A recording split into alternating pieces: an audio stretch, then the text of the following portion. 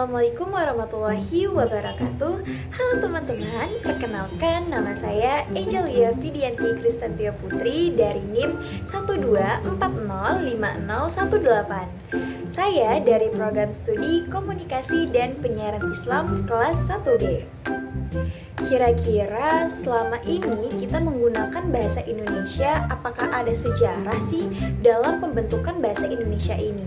Atau kalian pernah berpikir nggak, sebelum adanya bahasa Indonesia, sekiranya Indonesia ini menggunakan bahasa apa sih? Oke, untuk membahas itu, mari kita kupas tuntas sejarah bahasa Indonesia. Bahasa Indonesia awalnya adalah bahasa Melayu yang menjadi lingua franca atau bahasa perhubungan di Nusantara.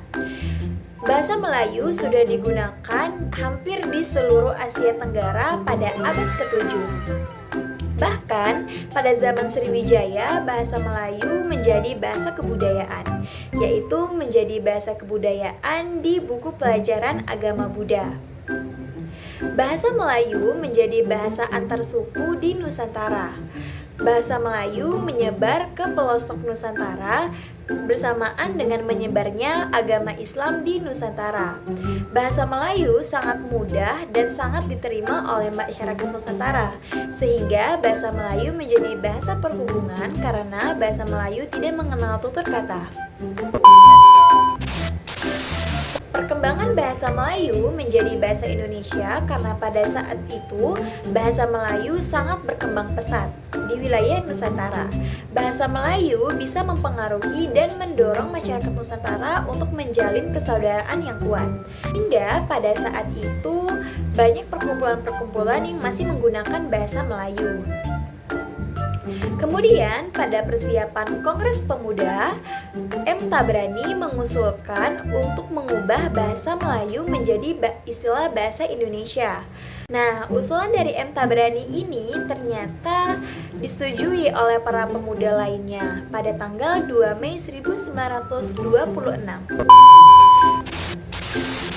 Sehingga para pemuda Indonesia yang tergabung dalam pergerakan ini menyetujui bahasa Melayu diubah menjadi bahasa Indonesia. Nah, setelah melihat sejarahnya, sekiranya kalian pernah mikir gak sih kedudukan bahasa Indonesia ini? Nah, menurut situs Balai Papua, kedudukan bahasa Indonesia itu ada 4. Yang pertama adalah sebagai lambang kebanggaan negara. Yang kedua adalah sebagai lambang identitas nasional. Yang ketiga, alat perhubungan antar kota, antar daerah, dan antar budaya. Yang keempat adalah alat pemersatu suku, budaya, dan bahasa. Nah, setelah mengetahui kedudukannya, kalian juga perlu mengetahui perkembangan bahasa Indonesia pada saat ini. Perkembangan bahasa Indonesia itu terdapat 3 kategori. Yang pertama adalah bahasa Indonesia sudah menjadi bahasa pemersatu. Hal ini sudah diikrarkan pada tanggal 28 Oktober 1928. Yang kedua adalah bahasa Indonesia sudah menjadi bahasa resmi negara. Hal ini sudah ditetapkan pada pasal 36 Undang-Undang Dasar 1945 pada tanggal 18 Agustus 1945. Dan yang ketiga adalah bangsa Indonesia sudah menjadi bahasa internasional. Baik, sekian penjelasan saya tentang sejarah bahasa Indonesia. Jika ada salah kata, saya mohon maaf. Assalamualaikum warahmatullahi wabarakatuh. Bye-bye.